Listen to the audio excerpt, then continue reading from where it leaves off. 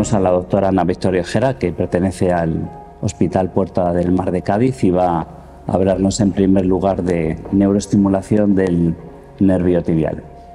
Vamos a intentar acabar en tiempo, a las 9:30. Adelante, Ana Victoria.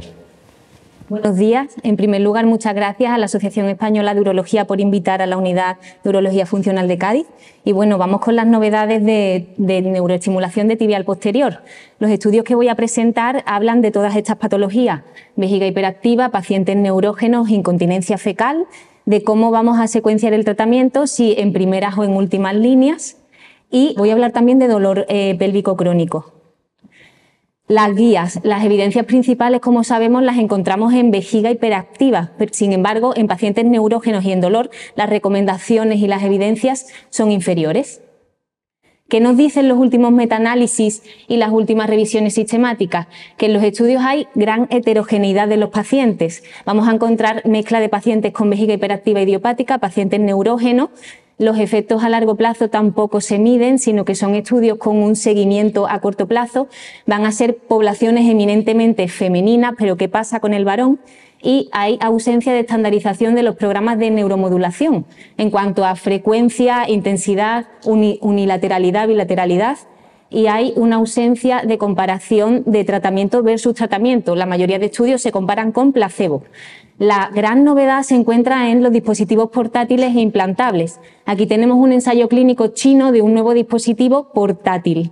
El paciente puede hacer la neuroestimulación del tibial posterior en casa, mientras está comiendo, mientras está sentado, y el estudio prospectivo nos dice que hay una mejoría en la frecuencia en 24 horas y del volumen por micción.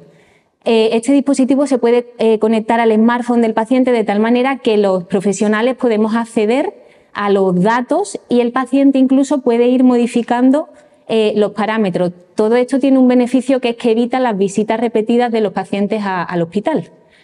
Aquí tenemos los dispositivos implantables. Ya hay 2 de ellos que se están comercializando en Estados Unidos, están aprobados por FDA, el eCoin, que es el número 1, y el BlueWind, que se acaba de aprobar en enero de 2024.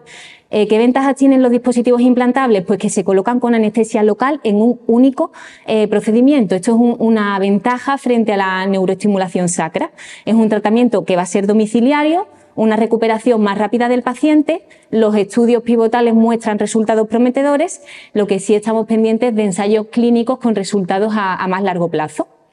El primero de ellos, el eCoin, el que tiene un mayor recorrido en Estados Unidos, tiene una forma de moneda con un grosor de 3 milímetros y se coloca de forma subcutánea sobre la fascia que recubre al nervio tibial.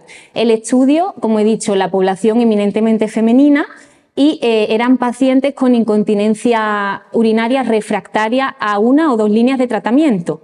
¿Qué vemos en la gráfica? Vemos que tras 48 semanas de seguimiento hay una reducción importante de los episodios de incontinencia, y respecto a la comparación con la neuroestimulación sacra, vemos que es un dispositivo mínimamente invasivo que se coloca con anestesia local, que puede ser incluso colocado en régimen de cirugía mayor ambulatoria. Y otra ventaja es que la implantación tiene que ser menos precisa respecto a la neuroestimulación sacra, ya que la superficie de la moneda puede estimular el nervio desde más puntos de su superficie. El siguiente dispositivo es el BlueWind, que es el que lleva menos tiempo siendo comercializado. ¿Qué ventajas tiene este respecto al previo? Aquí se implanta una placa en la misma zona, en la fascia sobre el nervio, pero este dispositivo no tiene batería. El anterior, la moneda, tiene una batería con una vida media de 3 años. Sin embargo, aquí, en este caso, la batería es externa, se va a modular de forma externa. En el estudio prospectivo también se ve un beneficio a los 6 y a los 12 meses, con una mejoría de calidad de vida de 10 puntos en el 85% de los pacientes. Una población también eminentemente femenina y incontinencia urinaria de urgencia. Cuando le preguntamos a los pacientes esta encuesta en pacientes de Estados Unidos, sin explicarles que hay la existencia de estos nuevos dispositivos, ellos eligen en primer lugar como tratamientos de tercera línea, una vez que hay refractariedad al tratamiento, Botox. En segundo lugar eligen la neuroestimulación del tibial y después la neuroestimulación sacra. Sin embargo, vemos cómo los porcentajes descienden de los 3 primeros tratamientos para incrementarse cuando ellos tienen conocimiento de que existen estos dispositivos implantables.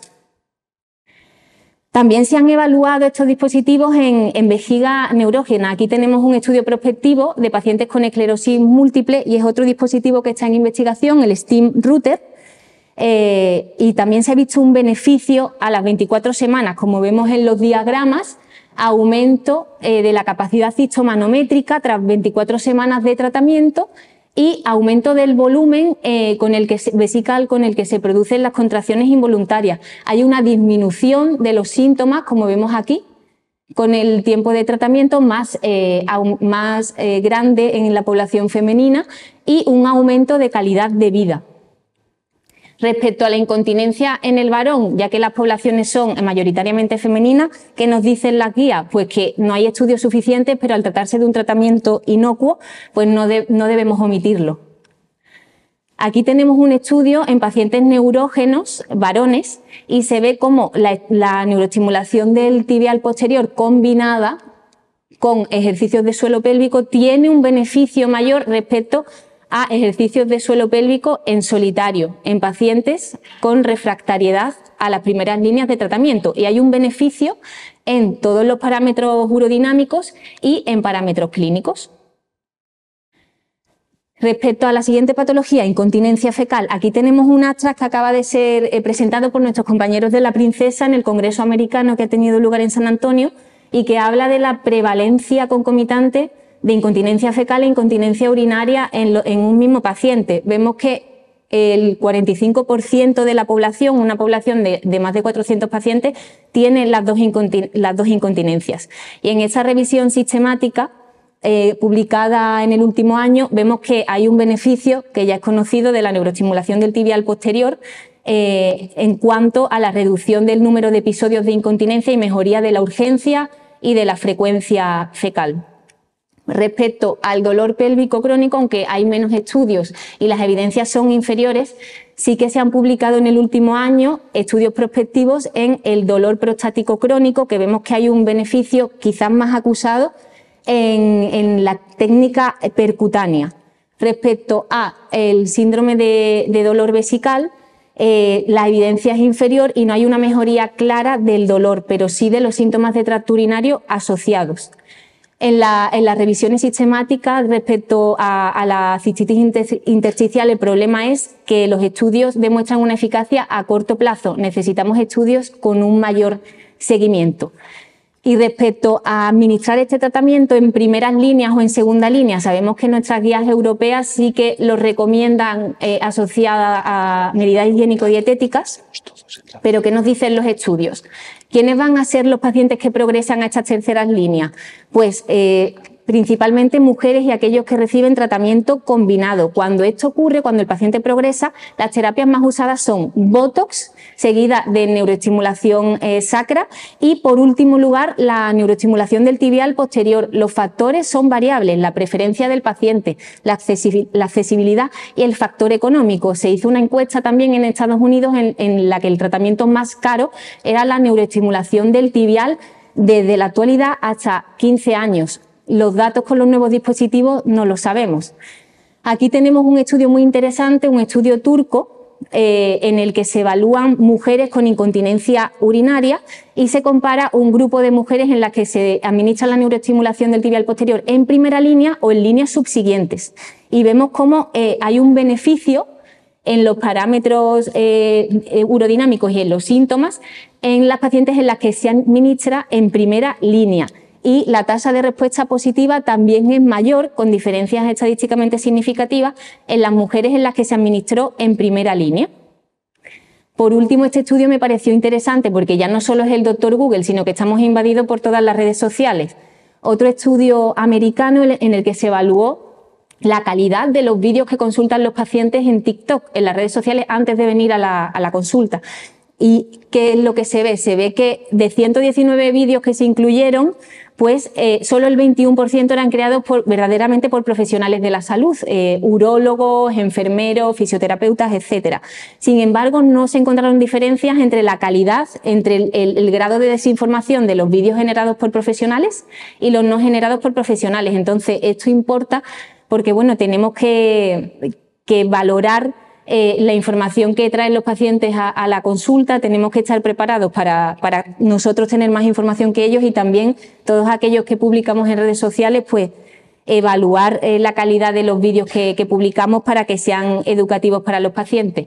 Para concluir, pues la neuroestimulación del tibial posterior tiene múltiples aplicaciones, es una herramienta efectiva y es un tratamiento inocuo. El problema es que los estudios que tenemos a día de hoy son de bajo nivel de evidencia y un seguimiento corto.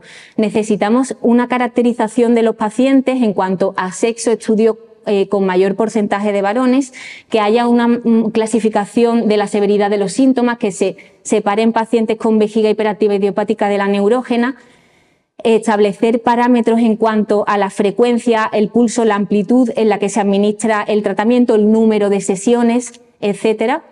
La secuencia de tratamiento, más estudios en primera versus terceras líneas, y quizás realizar estudios multicéntricos, ahora que estamos aquí en la reunión, para aunar criterios y evaluar un seguimiento a largo plazo de nuestros pacientes. El futuro, pues los dispositivos implantables, los dispositivos portátiles, que necesitamos comparaciones entre ellos en lugar de con placebo, que es lo que ocurre en la mayoría de estudios. Esto también tenemos que pensar que hay una escasez de recursos, sobre todo en la sanidad pública. Entonces necesitamos quizás el apoyo de las sociedades científicas y de la industria para que los pacientes tengan acceso a esos dispositivos. Y por último, estar informados y preparados para informar a los pacientes cuando ellos vengan después de recopilar toda esa batería de vídeos de las redes sociales, y que sepamos actuar frente a ello. Muchas gracias. Muchas gracias, Ana. Sí. Sergio, adelante. El segundo ponente es Sergio Zubillaga. Sergio es urólogo, dirige la unidad de urología funcional del Hospital Marqués de Valdecilla en Santander y nos va a hablar de neuromodulación de raíces sacras. Adelante, Sergio. Buenos días. En primer lugar, dar las gracias a la organización, a Luis en especial, por contar con nuestro hospital y conmigo de forma particular. Bueno, a modo introductorio, decir que la tecnología avanza a pasos agigantados gracias a la innovación, y la neuromodulación no es una excepción a esto. Ha habido grandes cambios desde los años 80 en los inicios de Tanago y Smith hasta la actualidad. Como vemos aquí, ha habido grandes innovaciones a lo largo del tiempo en esta terapia, llevamos 30 años con ella. Y nos vamos a centrar, digamos, en resumiros algunas de ellas de los últimos 5 años. Un gran avance ha sido la posibilidad de poder hacer resonancia magnética en estos pacientes. Hasta el año 2019, como sabéis, solo se podían hacer resonancias magnéticas de cabeza en los pacientes que tenían implantados neuromodulación, y esto cambia con el SureScan en el año 2019. Estos son, digamos, los electrodos SureScan. Y decir que bueno, esta tecnología nos permite realizar resonancias de cuerpo entero a los pacientes, cambiando evidentemente su vida. Van a tener a nivel de su mando un programa que van a activar para realizar la resonancia de forma segura. Decir que si hay duda de si un dispositivo es compatible, tenemos la posibilidad de consultarlo en la página. Hay bastante información para pacientes y sanitarios acerca de la seguridad, y siempre que realizamos una resonancia deberíamos de realizar un checklist, como pasa en el quirófano. Lo primero, ver si es compatible, activar en el mando el modo resonancia. El radiólogo evidentemente tendrá que ver que no haya restricciones del fabricante para su uso, y una vez realizada la prueba, desactivar este modo resonancia. Seguimos con los avances, decir que aunque ya había habido cambios de tamaño, de duración y demás en los generadores, el año pasado salió al mercado un nuevo generador, el Intestine X, que nos va a aportar mayor durabilidad, entre 10 y 15 años, y adicionalmente nos va a permitir incorporar información del paciente dentro del generador, no solo en el programador. Decir que en 2020 ya también hubo un gran avance con la salida del primer generador recargable.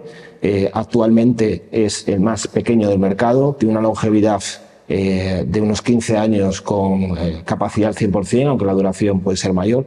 Y decir que bueno, este generador también incorpora ya la tecnología Surescan.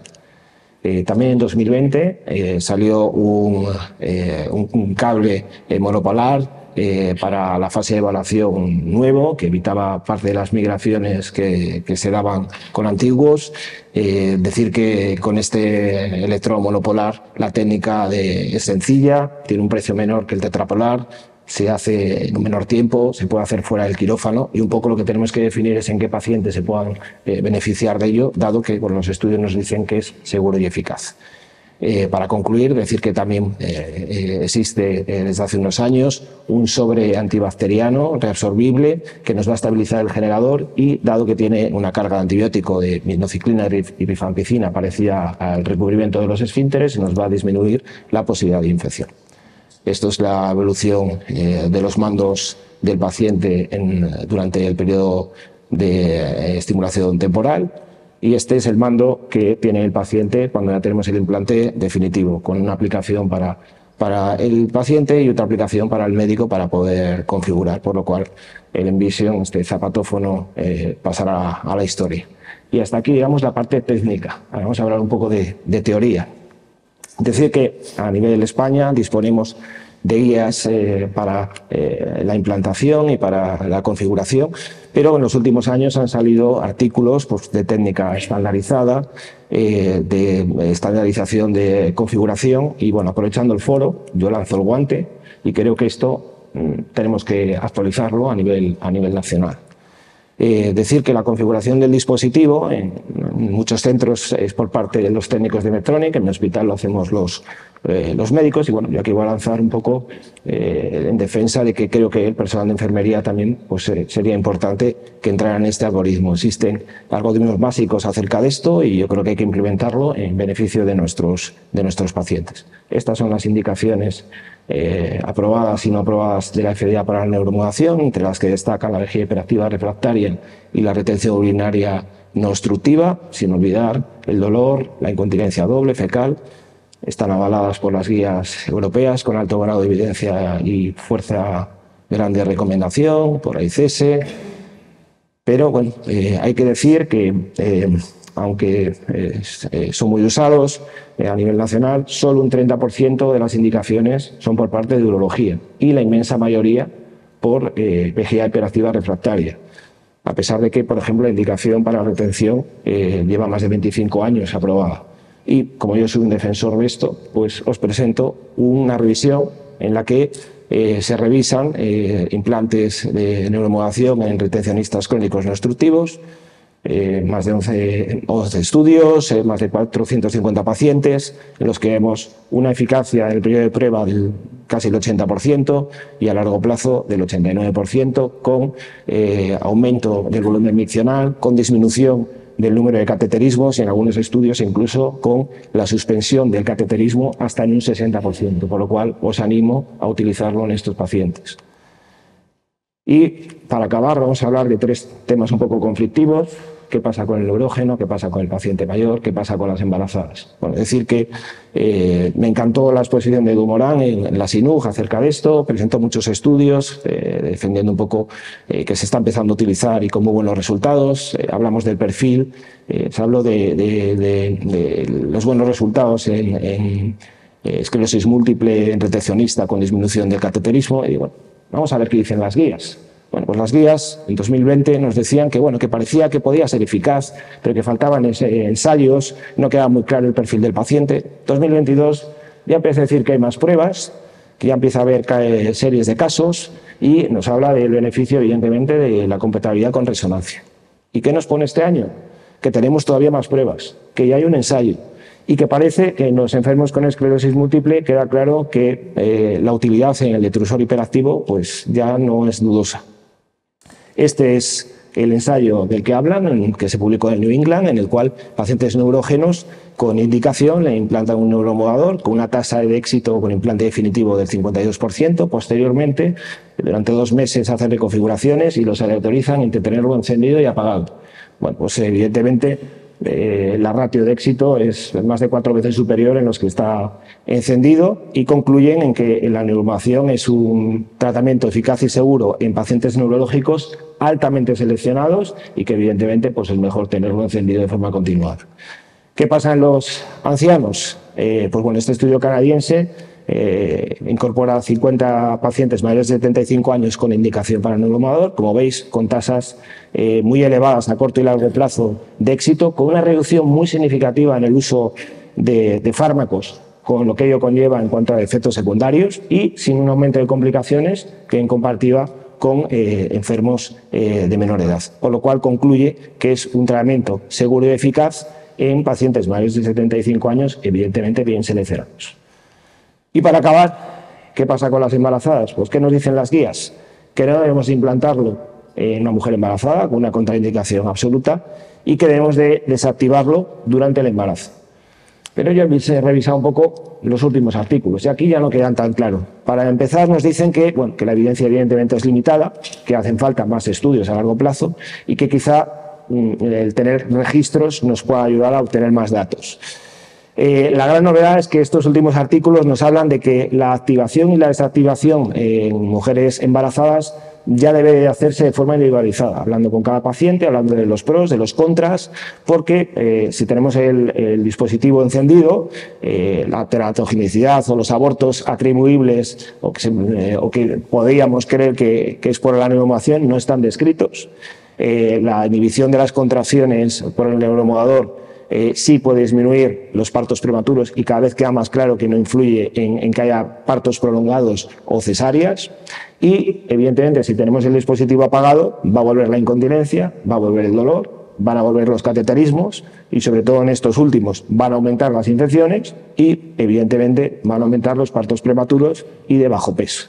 Lo que sí que está claro es que la neuromodulación disminuye su eficacia después del embarazo. Vamos a tener que revisar, reprogramar y en muchos casos quitar el electrodo porque hubiera migrado.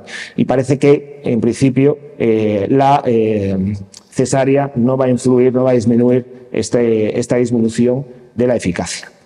Y esto es todo lo que os quería contar. Como siempre, me despido presentándoos a mi equipo, que es multidisciplinar, con el que trabajo en mi hospital y del que me siento muy orgulloso. Muchas gracias. Muchas gracias, Sergio. Sí. Y nuestro último ponente es Ketty Ruiz. Ketty Ruiz es fisioterapeuta.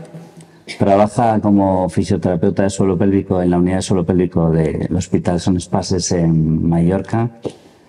Y además dirige su propio centro de fisioterapia del suelo pélvico y perineología.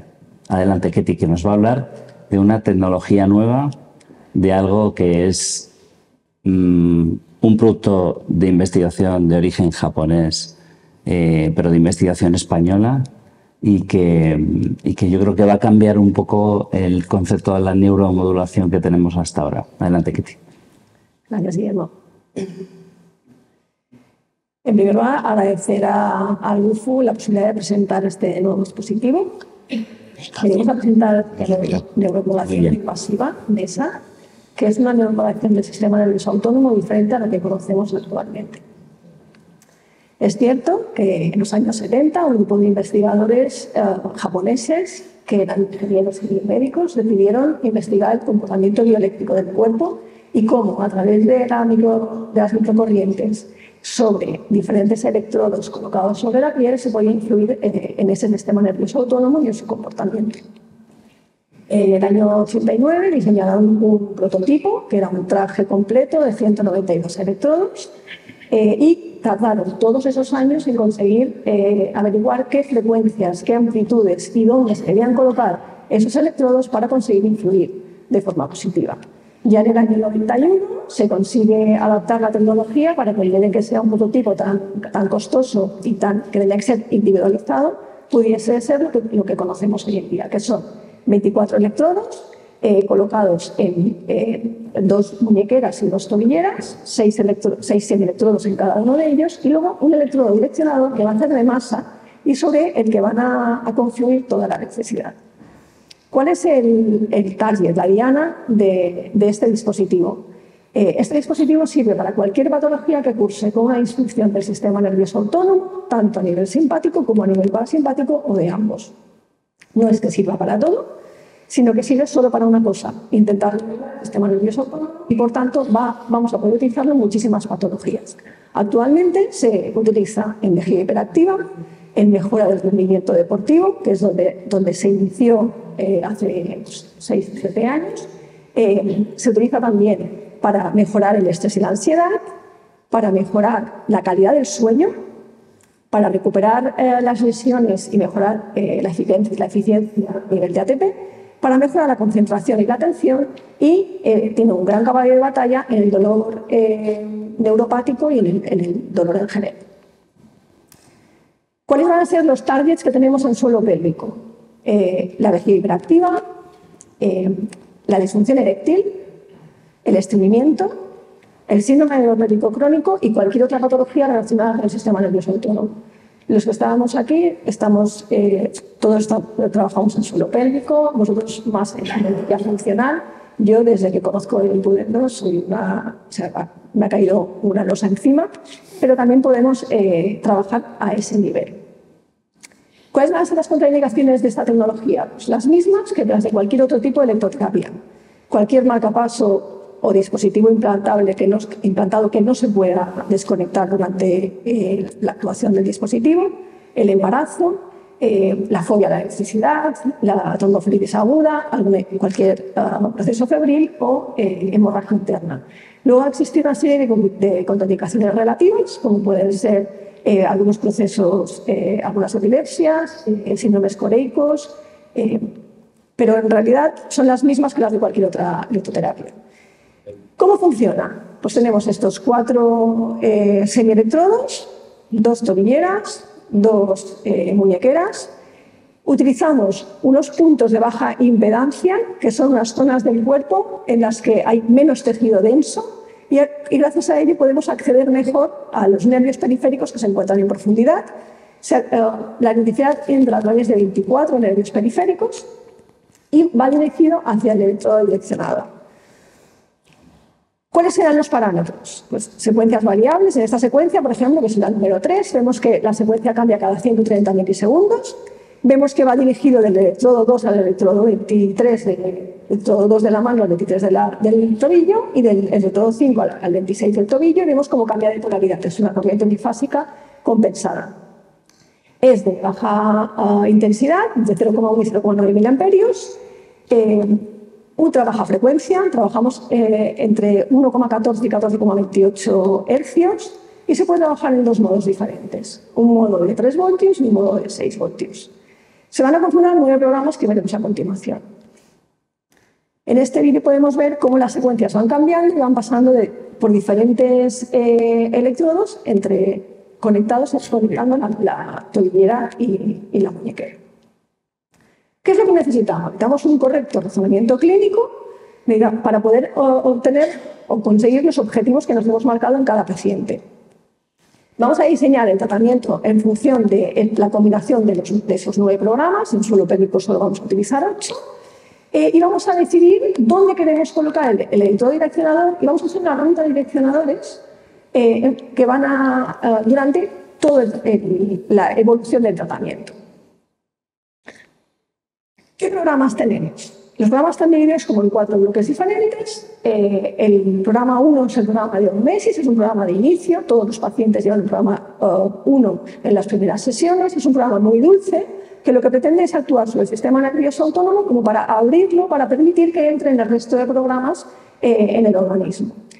Los programas 2, 3 y 4 son programas de dónde quiero actuar, son programas planares. El programa 2 va a actuar en las patologías del plano frontal, el programa 3 en el plano dorsal y el programa 4 en el plano lateral o sagital.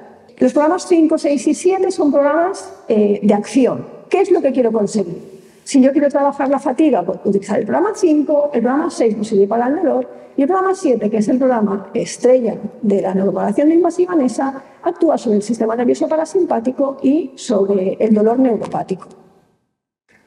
El programa 8, todas las microcorrientes que actúan sobre el organismo van a actuar sobre ese sistema nervioso autónomo, pero también van a llegar a nivel central.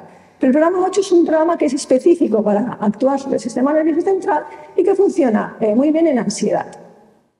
El programa 9 es un programa que no utilizamos en suelo pélvico, pero que trabaja en todas las patologías relacionadas con el nervio facial o el nervio trigémino. ¿Dónde colocamos el direccionador? En las sesiones iniciales siempre se coloca a nivel central, en C7, pero tenemos que conocer muy bien la neuroanatomía del sistema nervioso autónomo a nivel de suelo pélvico. Tenemos unos centros supramedulares relacionados con el llenado vesical, con el dolor, con la sensibilidad a nivel de suelo pélvico, como son el área 3-1-2 y el área 4 de Brodmann. Tenemos el área 6 y 8 de Brodmann a nivel del lóbulo frontal, donde se encuentra el centro inhibidor de la adicción. Y luego tenemos, por ejemplo, el centro del detrusor de la protuberancia, la ínsula, el núcleo cingular anterior, el putamen, el opérculo. O sea, a nivel central tenemos muchísimas áreas relacionadas con ese llenado vesical que van a estar afectadas cuando exista esa, por ejemplo, vejiga hiperactiva o ese dolor pélvico crónico. Por tanto, cuando queremos hacer más acción sobre esas áreas, o lo colocamos a nivel cervical, en C7, o nos vamos a la sutura nasofrontal para tener una acción más directa sobre esas áreas. A nivel de la columna torácica, entre D10 y L2, tenemos el centro toracolumbar simpático, y a nivel de L1 tenemos el cono medular. Cuando trabajamos directamente sobre esa zona, vamos a hacer una acción más importante sobre ese centro toracolumbar simpático para poder regular el sistema ortosimpático, y cuando trabajamos también en esa zona, actuaremos tanto sobre los centros sacros situados en el cono medular como en el centro somático sacro del nervio pudendo llamado núcleo de luz. Si descendemos el direccionador hacia las raíces sacras, trabajaremos tanto en las raíces sacras parasimpáticas como en el nervio pudendo. La ruta generalmente siempre se empieza en C7, en central, y luego vamos haciendo toda esa ruta de direccionadores en función de nuestro funcionamiento clínico. Habrá otras localizaciones que nos pueden funcionar y nos pueden ir de los pacientes, como puede ser en la base del pene, en el núcleo fibroso central, al mesentérico inferior, mesentérico superior o manobril. NESA, para sustituir nada, la neuromodulación no invasiva no viene a sustituir lo que estamos haciendo hasta ahora. Yo sigo trabajando como trabajaba hasta ahora, pero ha venido a sumar, porque hay muchos síntomas y muchísima patología a la que yo antes no conseguía llegar. Cuando a mí me presentaron esa tecnología fue plena pandemia, me acababa de comprar la consulta y estaba sin colchón, sin colchoneta, ¿vale? Y cuando me dijeron que gracias a esa tecnología yo podía actuar sobre el sistema nervioso autónomo, dije, esto es lo que yo necesito para mis pacientes. ¿Cuáles de sus pacientes con vejiga hiperactiva con dolor pélvico crónico no tienen ansiedad, no tienen problemas de sueño, no tienen un desbalance del sistema nervioso autónomo? Podemos trabajar de diferentes maneras. Podemos trabajar de forma activa. Yo estoy realizando la terapia manual del paciente, estamos haciendo los ejercicios de suelo pélvico con contacto vaginal, estoy trabajando los puntos gatillo y tengo el dispositivo conectado para mejorar el rendimiento de mi actuación. O puedo realizar el tratamiento que yo estoy realizando activamente con el paciente, y cuando acabo mi tratamiento coloco al paciente en pasivo en una butaca cómodamente durante 1 hora para recibir la terapia. O pueden colocar el dispositivo para que el paciente esté haciendo una actividad, un ejercicio activo. En este vídeo podemos ver cómo se realizan ejercicios de suelo pélvico, de respiración frenada sobre el tronco 5P, no sé si lo conocen, pero es una herramienta que se utiliza en suelo pélvico para activar toda la musculatura profunda, y de esta manera trabajamos la activación de esa musculatura profunda junto con la neuromodulación del sistema nervioso autónomo. Aparte de todas las escalas que pasamos a nuestros pacientes en función de la patología, el ECQ o el test de Pittsburgh del sueño, tenemos diferentes escalas y lo tenemos como muy estandarizado y se presentan antes de empezar el tratamiento, a mitad del tratamiento y al final del tratamiento para ver esos resultados de forma objetiva. Además, existe una posibilidad que es para medir ese sistema nervioso autónomo. El gol estándar de esa medición es la medición de la variabilidad cardíaca. Existe un dispositivo que nos puede decir cómo se encuentra nuestro paciente cuando vamos a empezar el tratamiento. Existen dos tipos de mediciones: la medición, el dominio de frecuencia, que es mucho más influenciable por la función cardiorrespiratoria, y luego tenemos el dominio del tiempo, que es menos influenciable y mucho más estable. ¿Qué tenemos? Pues podemos medir el SDRN, que nos va a medir cuál es el estrés metabólico del organismo, y podemos medir el RNSSD, que lo que nos mide es cuál es el tono vagal. Este informe de electrocardiografía nos da esos dos valores, y existen unas tablas normativas de cómo se supone que deben estar nuestros pacientes. Nos va a dar una serie de gráficas que nos pueden orientar cuál es realmente ese equilibrio autoparasimpático. ¿Qué es lo que tenemos actualmente? Pues mañana presentamos dos comunicaciones orales, una sobre el estudio del doctor Conde de la eficacia y seguridad del dispositivo NESA para el tratamiento de la vejiga hiperactiva en neurología, y existe ya otro publicado sobre efectividad de la neuromodulación NESA en pacientes con esclerosis múltiple y los efectos sobre el sueño, la vejiga hiperactiva y el dolor. Actualmente hay en marcha estudios que comparan el tibial posterior con la vejiga hiperactiva, y lo que yo tengo que decir es que yo en la consulta no he vuelto a poner un tibial posterior. En el hospital lo tengo que poner, pero en la consulta no. Entonces, agradecerles que estén aquí escuchando esta nueva tecnología, y decir que si buscamos resultados diferentes, no hagamos siempre lo mismo. Muchas gracias. Muchas gracias, Ketty. Bueno, pues vamos a responder a esas preguntas que yo os hacía.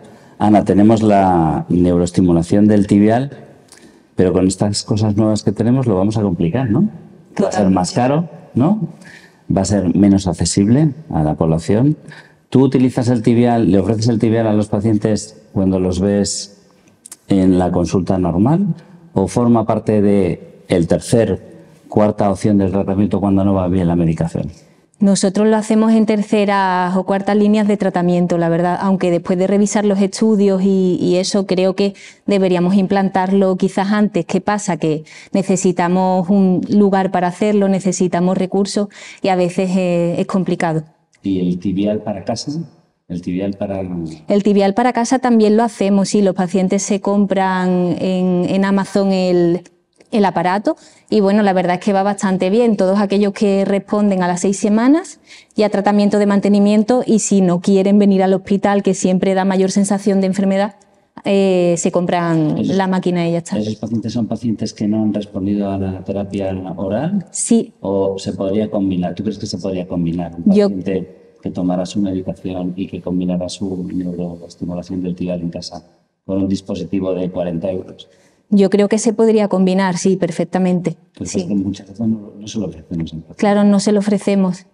Y sí que se podría evaluar eso, cómo funciona respecto a combinarlo con no combinarlo. Sí. O sea, ¿cuál sería tu paciente ideal para ponerle neuroestimulación del tibial? Mi paciente ideal ahora mismo es una mujer con vejiga hiperactiva refractaria a tratamiento, 1 o 2 líneas de tratamiento, y es en la que lo indicaría. Me gustaría ampliar las indicaciones, pero ahora mismo es lo que hacemos. Muy bien, perfecto, Ana. Muchas gracias. Sergio, ¿tu paciente ideal? Bueno, por ir un poco en el hilo de lo que comentaba antes, nosotros hasta hace 2 años a los pacientes con vejiga hiperactiva refractaria que no tuvieran ninguna contraindicación, les ofrecíamos el abanico de que ellos eligieran entre tibial, botox o neuromodulación sacra. Con el cambio de las guías, el tibial lo estamos ofreciendo dentro del primer escalón, o sea, con o sin medicación, adaptándolo a las características del paciente, bien transcutáneo o percutáneo. Por lo cual, evidentemente, nos ha descolocado un poco esa segunda línea de tratamiento, ¿no? Claro. Para mí, la neuromodulación sacra ahora mismo la estamos ofreciendo en pacientes refractarios a tratamiento de primera línea En vejiga hiperactiva. Vejiga hiperactiva, farmacológica o que no hayan respondido a tibial. Y teniendo en cuenta también determinadas características. Nosotros seguimos ofreciendo que elijan ellos, si no hay ninguna contraindicación, entre botox o neuromodulación, siempre y cuando no haya pues, una disfunción de vaciado o una incontinencia fecal asociada, en la cual nos inclinamos evidentemente por ofrecerle como mejor terapia la neuromodulación sacra. Muy bien, muchas gracias, Sergio. Y por último, Ketty. Ketty, nosotros nos conocemos desde hace un montón de tiempo, hace mucho tiempo que no teníamos contacto. Los fisioterapeutas habéis ocupado un papel muy importante en el tratamiento de los pacientes. Ya los pacientes muchas veces van directamente al fisioterapeuta porque tienen un problema de suelo pélvico, una incontinencia, una vejiga hiperactiva, con lo que los estáis tratando directamente, no muchas veces sin pasar por el urólogo o sin pasar por el ginecólogo, ¿no? Con un diagnóstico sintomatológico, ¿no? Entonces, tú que tienes mucha experiencia trabajas con tibial posterior, no con neuromodulación de raíces sacras, pero ¿qué papel en esta nueva tecnología ocupa NESA en todo esto? ¿No? Yo tengo cierta experiencia con NESA, ¿no?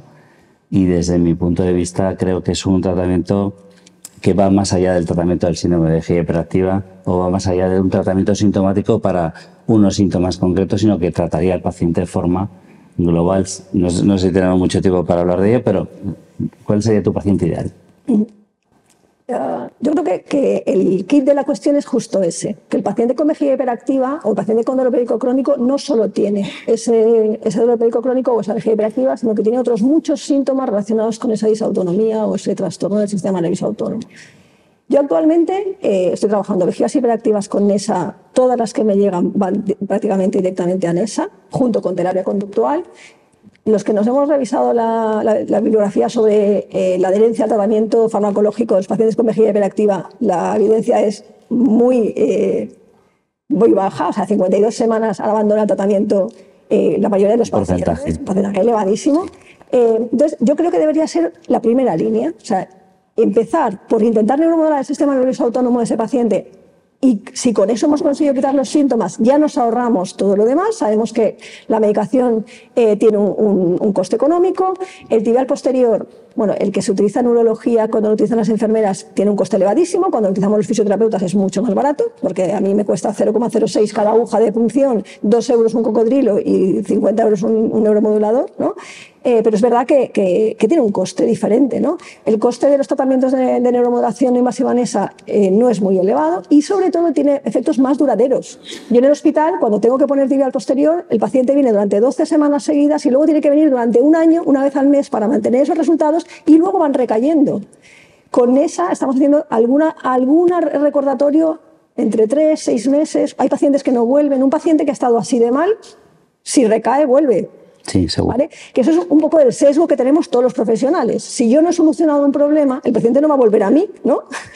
Entonces va a ir a otro y yo diré que lo he curado. Pero cuando tú le has solucionado un problema, el paciente vuelve a ti si empieza a recaer o se encuentra medianamente mal. Entonces, ¿cuál es mi paciente ideal? Cualquier paciente que tenga un desbalance del sistema nervioso autónomo, pero yo ahora mismo en la consulta estoy tratando como casos muy, muy interesantes. Vejigas hiperactivas a las que les ha fallado toda la medicación y el tibial posterior y los ejercicios de suelo pélvico y todo el tratamiento conductual, con resultados. Una cosa es la evidencia clínica, otra cosa es la evidencia científica. La evidencia clínica es que los resultados son increíbles con NESA. Y luego estamos tratando, por ejemplo, los hombres, que es verdad que son los grandes olvidados, ¿no? El típico paciente operado de prostatectomía, que tiene una incontinencia después de esa intervención. La incontinencia orinaria de esfuerzo sabemos por lo que es, pero tiene una incontinencia continua cuando caminan principalmente, que no viene precedida por una urgencia previa, pero que sí es una urgencia. Y esos pacientes mejoran con esa. O estamos tratando a esos pacientes posparto que no tienen una incontinencia de esfuerzo o que sí la tienen, ¿no? Hacen un esfuerzo y tienen una incontinencia, y sin embargo hay otra incontinencia que la paciente sin ninguna urgencia previa y ningún esfuerzo previo tiene una pérdida completa de orina. Eso también es una vejiga hiperactiva, una urgencia miccional de las tropecientas causas que hay de este tipo de patología, y también están mejorando con esta tecnología. El dolor pélvico crónico, endometriosis de hace años que no consiguen tener tratamiento y van haciendo una evolución positiva gracias a esta tecnología y Y no solamente ellas, que están muy contentas, sino yo sinceramente cuando doy un alta en dolor pélvico crónico, o sea, casi que puedo poner un cirio a la Virgen, porque es verdad que son pacientes a los que han estado muy abandonados, ¿no? Entonces yo creo que eso serían las dianas de... ¿Tú no estás haciendo mucho cuando hacéis las sesiones de tratamiento? ¿Hacéis 2 sesiones semanales, no? Bueno, ¿O una? Esto, como es una tecnología que tiene, pues, clínicamente con muchos profesionales trabajando, tiene unos 6-7 años. Al inicio, cuando hacemos un estudio científico, hay que hacer un protocolo y está cerrado ese protocolo, ¿no? O sea, en la práctica clínica. En la práctica clínica. Cuantas más sesiones se hacen las 2 primeras semanas seguidas, mejor. ¿Vale? Entonces, en función de a cuántos kilómetros vive el paciente, o si está dispuesto a venir al centro más veces, o si tenemos disponibilidad, ¿no? Lo ideal sería hacer entre 2 y 3 sesiones las 2 primeras semanas. De 1 hora. De 1 hora. El tratamiento puede ir de 15 minutos a 12 horas, ¿eh? Lo que pasa es que 12 horas... Nadie va a estar enchufado 12 horas. Y entonces hacéis un tratamiento durante 1 hora, 2 o 3 sesiones semanales, que esto en los hospitales públicos es muy fácil de implementar, y después el resto de semanas se reduce a una sesión semanal de 1 hora. En función de la patología, del tiempo que lleve evolución, va a tener más o menos sesiones. Yo, un dolor pélvico crónico de 15 años de evolución no lo trabajo con solo 10 sesiones, a lo mejor necesito 30. Necesitas un mantenimiento, ¿no? Pues mira, esto a nosotros nos ha sorprendido mucho, porque hay pacientes que sí que hacen un mantenimiento y que nosotros al principio, como seriábamos los mantenimientos, ¿no? Y ahora hemos preferido decir al paciente, cuando tú creas que necesitas, porque ellos empiezan a notar que duermen peor, que tienen más frecuencia miccional, que empiezan a tener más urgencias. Cuando ellos empiezan a sentir esos síntomas de disautonomía, ellos llaman al centro y piden una sesión de recordatorio. Entonces, las sesiones de recordatorio son muy variables. Puede ser de 1 vez al mes, o puede ser 1 vez cada 3 meses, o que vengan 1 vez al año. Perfecto. Bueno, pues muchas gracias por estar aquí. Finalizamos esta mesa, se nos come el tiempo. Gracias.